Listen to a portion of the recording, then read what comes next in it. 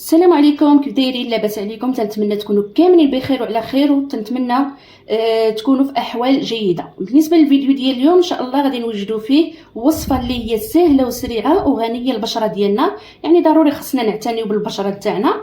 وبالنسبه للمكونات فهي كلها متوفره عندنا في المنزل. فنبداو على بركه الله.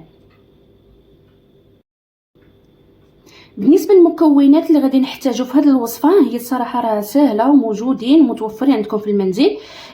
اول مكون اللي غادي نحتاجوه هو الدقيق ديال الرز. بالنسبه لهذا الدقيق ديال الرز البنات، انا راني يعني غير الرز عندي في الدار وطحنته مزيان تيولي على شكل بودر. يعني طحنوه المره الاولى وغربلوه، عاودوا طحنوه المره الثانيه وغربلوه باش نحصلوا على بودر.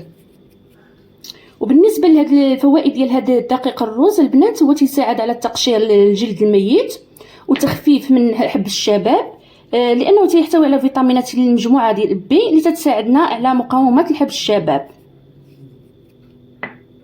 هنا غادي نحتاجو معلقه منه، يعني معلقه من الروز. كما قلت لكم تقدروا الا ما كانش متوفر عندكم فتقدروا غير تطحنوه. بالنسبه للمكون الثاني البنات فهو النشا. عندي هنا معلقه كبيره ديال النشا. المعلقه اللي استخدمت انايا هي المعلقه ديال لاصوب كبيره، اولا تقدروا ديروا 2 معالق صغار. المهم انا استخدمت معلقه كبيره، درت هنا معلقه كبيره نتاع النشا. فهو فهاد النشا حتى هو تينعم البشره، وحتى هو تيحيد الخلايا الميته والاوساخ والشوائب البشره ديالنا. صراحه مفيد للبشره. هاد المكونات كاملين اللي ضفتهم لكم كلهم مكونات اللي هي مفيده للبشره ديالنا، يعني ما تدير لا حساسيه لا حتى شي حاجه للوجه ديالنا. بالنسبه للمكون الثالث اللي هو حليب المجفف، عندي منه معلقه كبيره. بالنسبه لهذا الحليب المجفف فتا هو تيساعد على تبييض الوجه وتوحيد اللون ديالها وترطيبها، وفي نفس الوقت تيغذي البشره الجافه. وبالنسبه للمكون الرئيسي اللي عندنا اللي هو ياغورت طبيعي بدون السكر. تقدروا تستعملوا اي نوع يعني متوفر عندكم. هادو هما المكونات البنات، ونبداو في الطريقه. وهنا نبداو البنات. هنا غادي نخلط يعني جميع المكونات. عندي هنا معلقه تاع النشا كما شفتوا، معلقه كبيره تاع النشا، معلقه كبيره نتاع بودره الرز، وبودره الحليب المجفف. صافي غادي نخلط هاد المكونات كاملين. غادي نحاول نخلطهم مع بعضياتهم بهذا الشكل، يعني باش يتجانسوا لي مع بعضياتهم. عاد غادي نضيف لهم الياغورت الطبيعي. بالنسبه هنا الياغورت الطبيعي غادي نبقى نضيف غير بشويه، يعني ما غاديش نضيفو كامل، غادي نضيف بشويه بشويه. هنا ضفت معلقه ونص، ونبقى نمزج مع بعضياتهم حتى نحصل على واحد الخليط اللي هو على شكل كريمي.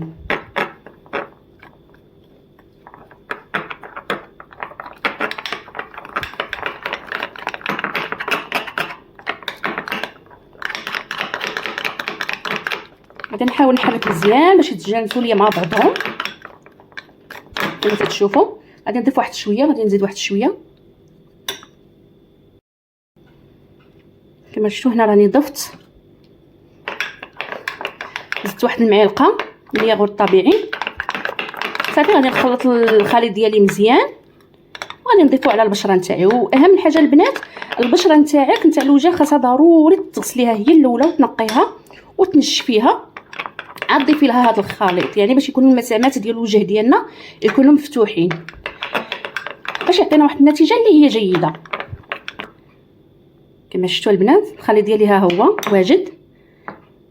غادي نشدوه وغادي نحطوه على البشره نتاعنا نتاع الوجه كما قلت لكم نحطوه على الوجه ديالنا.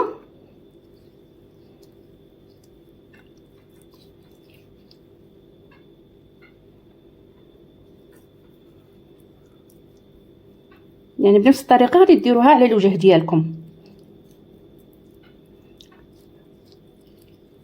صافي وغادي تخليوه حتى ينشف مزيان، يعني حوالي من 10 دقائق حتى ربع ساعه.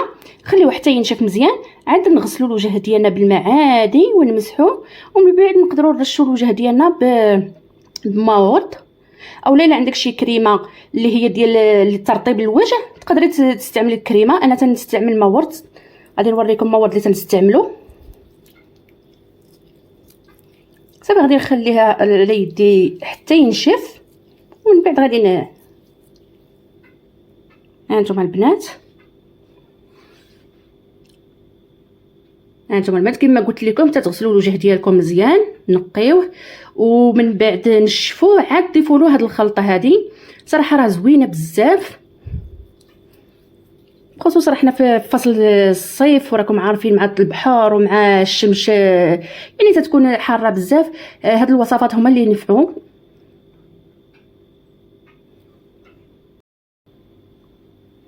هنا راني مشيت غسلت يدي وجيت نوريكم النتيجه. صراحه زوينه بزاف، وحتى النتيجه راه تتبان من اول استعمال.